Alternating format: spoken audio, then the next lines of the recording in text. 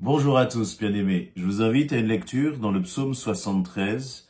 Psaume 73, et nous allons lire quelques versets.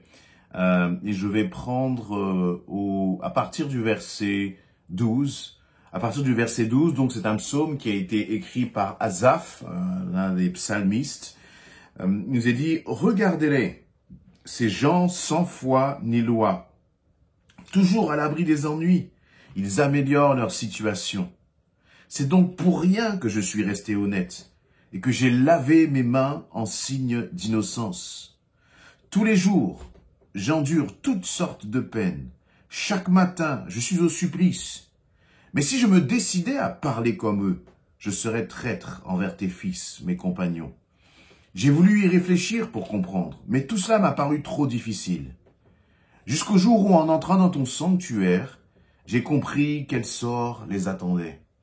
En fait, tu les mets sur une pente glissante et tu les fais tomber dans un piège. Ah, comme en peu de temps ils sont réduits à rien, finis, anéantis par une terreur soudaine. Seigneur, dès que tu entres en action, ils se réduisent à rien, comme les images d'un rêve, lorsqu'on s'éveille. Verset 21, quand j'étais plein d'amertume, choqué jusqu'au plus profond de moi-même. J'étais stupide, je n'y comprenais rien, comme une vraie bête devant toi. Et pourtant, je suis avec toi, tu m'as saisi la main droite. Tu me conduis selon ton plan, et tu me recevras avec les honneurs. Au ciel, qui me viendra en aide, sinon toi? Et ici-bas, que désirer, puisque je suis avec toi?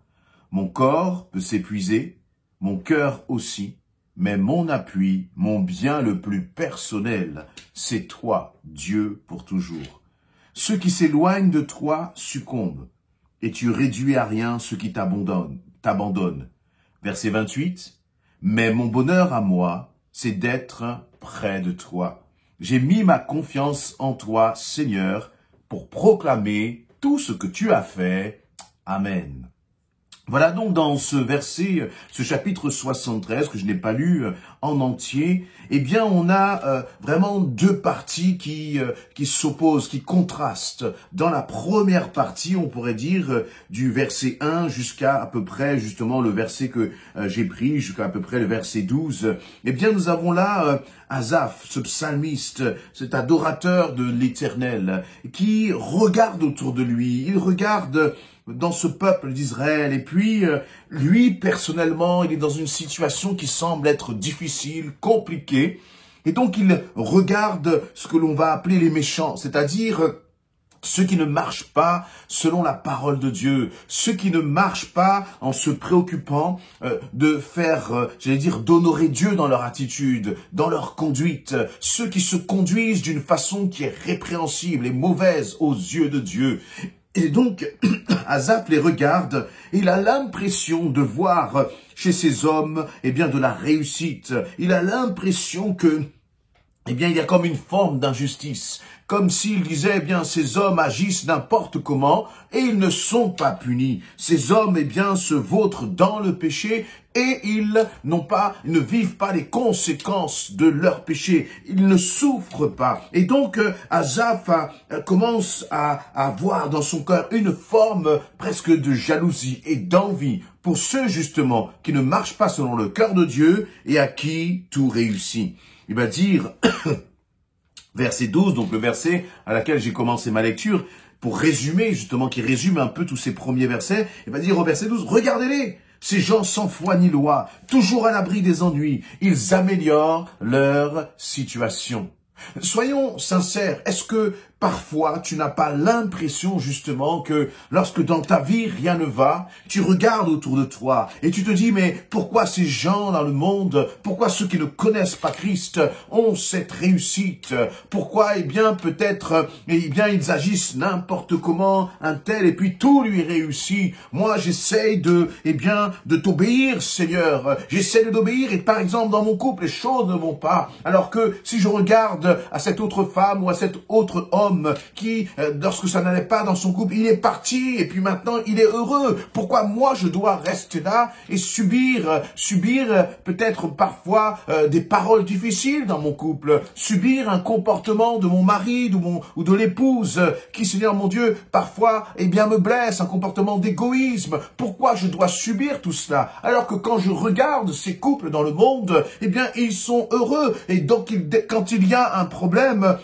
ils partent, chacun va dans son côté et puis ils refont leur vie. Pourquoi, Seigneur, eux, les choses leur réussissent? Et bien des fois, lorsque nous traversons des situations difficiles, je crois que le diable, justement, nous donne comme une vue déformée de ce qui se passe à l'extérieur. Il nous donne, vous voyez, comme pour nous tenter de dire, arrête de t'accrocher, arrête d'obéir, arrête de vouloir à tout prix obéir à Dieu au prix même de ta vie, au prix même de ton propre bonheur. Lâche, arrête, cesse de t'entêter, mais laisse tomber. Et puis, prends, excusez-moi l'expression, tes clics et tes claques, et puis fais ce que tu as à faire. Ou peut-être que tu es célibataire et tu regardes autour de toi, tu regardes comment ce monde fonctionne, et toi tu te dis, mais je veux me garder pur, Seigneur. Je veux vraiment trouver un homme, une femme selon le cœur de Dieu. Mais c'est trop long à attendre, Éternel. C'est trop long à attendre, Seigneur. Alors que les autres, ils peuvent partir et puis faire leur vie tranquillement. Et moi, je dois être là à souffrir.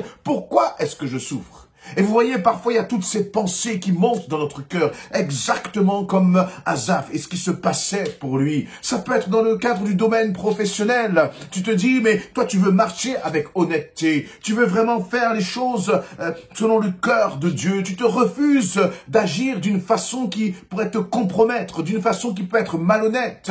Tu ne veux pas, voler ou escroquer ou essayer de tordre un peu la vérité pour obtenir un travail. Et donc tu es là et tu endures cela. Et tu regardes ceux qui sont autour de toi. Et puis eux, ils s'en sortent bien. Ils ont de l'argent plein les poches.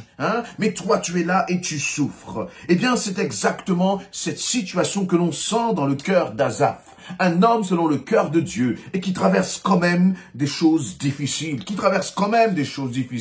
Dans le livre aux Ecclésiastes, il nous est dit que le soleil brille sur le bon comme sur le méchant. Et c'est une réalité que nous devons comprendre. Mais ensuite, c'est comme si le Saint-Esprit parle au cœur d'Asaph, apaise son cœur. Et donc, qu'est-ce qu'il va dire dans cette seconde partie de ce chapitre? Il va dire, il va presque à un moment regretter, il va dire au verset 14, « Tous les jours, j'endure toutes sortes de peines. Chaque matin, je suis au supplice. » Vous voyez? Et même, je disais tout à l'heure que le diable a cet art, il a ce don pour, nous faire reluire, nous faire briller, vous voyez? Comme de mettre un coup de vernis sur les situations des autres et nous faire envier ces situations. Et en même temps, lorsque nous écoutons un peu trop ces pensées-là, justement, des pensées de découragement et d'abattement, nous voyons notre situation personnelle pire encore qu'elle ne l'est réellement. Et voyez donc, en regardant justement les mensonges de l'ennemi et en regardant notre situation avec un regard qui n'est pas réel, on a l'impression qu'on est abandonné. Mais il y a un moment,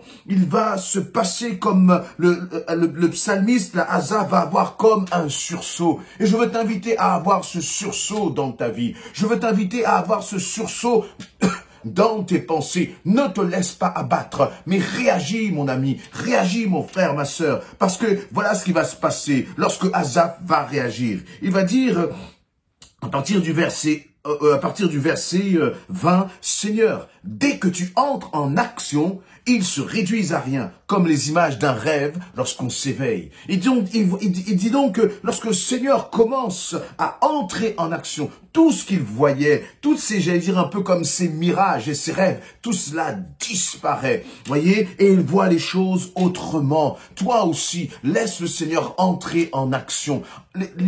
Comprendre que le Seigneur entre en action, pas à partir du moment où toi tu vas pleurer ou tu vas te lamenter, mais Dieu va entrer en action à partir du moment où tu vas tourner les regards vers lui et tu vas commencer à placer ta confiance en lui. Et là, tu vas voir le Seigneur se lever. J'avance. Il va dire, quand j'étais sur le chemin plein d'amertume, choqué jusqu'au plus profond de moi-même, verset 21, j'étais stupide, je n'y comprenais rien, comme une vraie bête devant toi.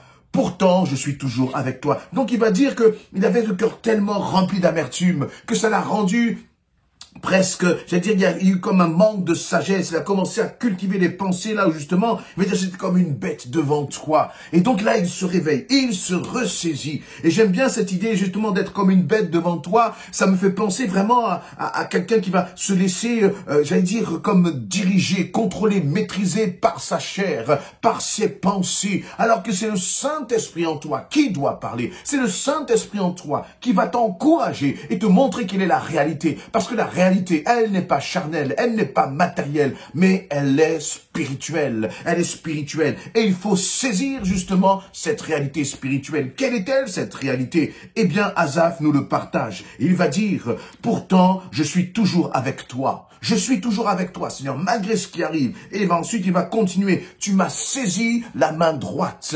Dites-moi, bien-aimé, est-ce que l'Éternel va saisir la main droite du méchant? Est-ce qu'il va saisir la main droite de celui qui lui obéit? Non. Au contraire, il va même dire que, eh bien, c'est comme si celui qui était ce méchant-là, eh bien, il est comme sur une pente glissante, va-t-il dire. Il va dire, toi, je te saisis la main droite, et sa main droite est saisie par l'Éternel. Et toi aussi, lorsque tu places ta confiance en l'Éternel, le Seigneur saisit ta main droite. Cette idée de la main droite, c'est la main ferme. C'est la main justement qui ne va pas faiblir. Lorsque le Seigneur te tient de sa main, personne ne peut te faire tomber. Personne ne peut te bousculer. Personne ne peut plus te piétiner. Mais tu vas avancer, quelles que soient les circonstances, si l'Éternel saisit ta main et si tu te laisses saisir. Il va dire, tu me conduis selon ton plan et tu me recevras avec les honneurs. Et là aussi, dans ce verset 24, tu me conduis selon ton plan. Il est en train de rappeler la souveraineté de Dieu. Dieu est tout puissant. Mais dans les plans de Dieu, il n'y a pas que, j'allais dire, des moments merveilleux, des moments exaltants. Il y a aussi parfois des moments difficiles. Il suffit de regarder la vie de Jésus. Il suffit de regarder la vie des disciples. Il suffit de regarder la vie des apôtres. Et on voit bien qu'il y a eu ces temps difficiles. Et ces temps difficiles faisaient aussi partie du plan de Dieu. Et les temps difficiles que tu traverses font aussi partie du plan de Dieu. Mais sauras-tu dire dans ces moments, Éternel, tu es souverain, mon Dieu, tu es souverain, et je m'adresse à moi aussi, bien sûr. Je veux apprendre à dire, quelles que soient les circonstances, Seigneur, tu es souverain, et tu me conduis selon tes plans. D'ailleurs, dans cette idée de tu me conduis, c'est-à-dire aussi, Asaph est en train de dire, je cesse justement de conduire ma propre vie, mais je te laisse toi conduire, Seigneur. Je te laisse toi te mettre au volant, Éternel, mon Dieu, de ma vie, afin que ma vie soit guidée selon tes plans. Et il dit au final, et tu me recevras avec les honneurs. Donc il est en train de regarder la situation présente. Il dit, Seigneur, c'est toi qui es au contrôle de cette situation présente que je traverse, mais je regarde aussi à l'avenir. Vous voyez, on a un temps présent. Tu me conduis. Et ensuite, il finit par, tu me recevras. Il ne regarde plus maintenant à ce qu'il vit, mais il se projette déjà dans l'avenir. Et il voit un avenir justement qui est glorieux. Il parle des honneurs. Les honneurs de celui qui a traversé justement les épreuves, de celui qui a passé la ligne d'arrivée et qui a remporté la victoire. Toi aussi, dans ta situation, regarde là-haut, regarde à l'Éternel et tu recevras aussi les honneurs de l'Éternel, ton Dieu, parce que tu auras vaincu jusqu'au bout. Alors tiens bon, ne lâche pas, n'abandonne pas. Il va même dire au final, eh bien, au verset 26, mon corps peut s'épuiser, mon cœur aussi, mais mon appui, mon bien, le plus personnel, c'est toi, Dieu, pour toujours. Je vous invite vraiment à méditer, à proclamer ces versets 26, 27 et 28, là où vous êtes, dans la situation que vous traversez. Proclamons-les ensemble. Je relis dans la version en français courant, mon corps peut s'épuiser, mon cœur aussi. Mais mon appui, mon bien le plus personnel, c'est toi, Dieu, pour toujours, pour toujours. Est-ce que tu peux proclamer cela aussi? Et verset 28, mais mon bonheur à moi, c'est d'être près de toi. J'ai mis ma confiance en toi, Seigneur, pour proclamer tout ce que tu as fait. Amen. De celui qui était Asaph abattu, eh bien, on voit un Asaph qui est relevé, qui est encouragé. Toi aussi, si tu es abattu, eh bien, que le Seigneur t'encourage. Mais ça dépendra aussi de toi. Saisis ces paroles pour ta vie, et toi aussi, proclame ce que l'Éternel a fait pour toi. Amen.